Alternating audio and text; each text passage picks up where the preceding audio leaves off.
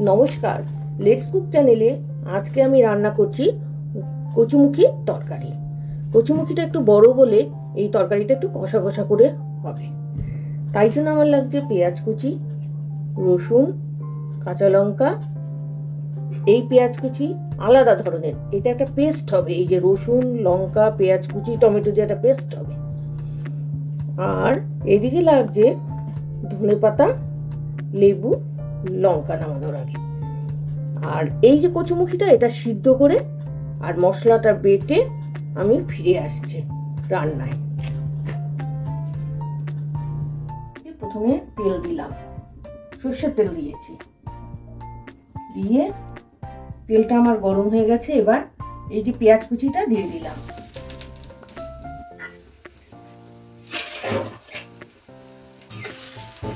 পেঁয়াজটা আমার এখন ভাজা ভাজা হোক।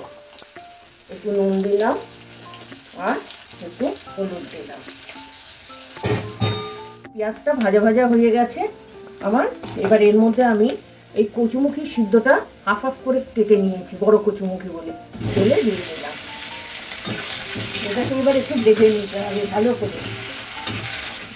কচুমুখিটা আমার ভাজা হয়ে গেছে। কচুমুখি আলুর মতন লাল করে ভাজা যায় না। তাহলে এবার আমি যে পেস্টটা বানিয়েছিলাম সেই পেস্টটা দিয়ে দিচ্ছি।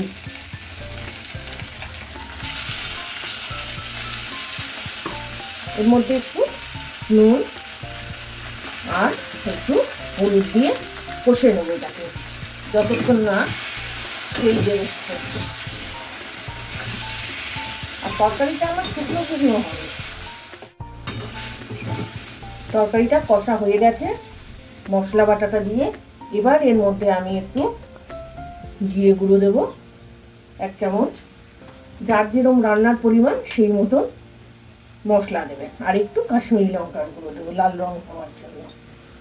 আর একটু চিনি দেবো, মিষ্টি মিষ্টি হবে। এবার নেড়ে দেবো।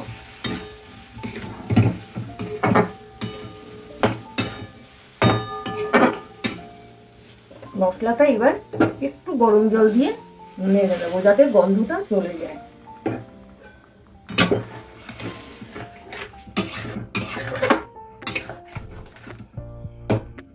মশলার কাঁচা গন্ধটা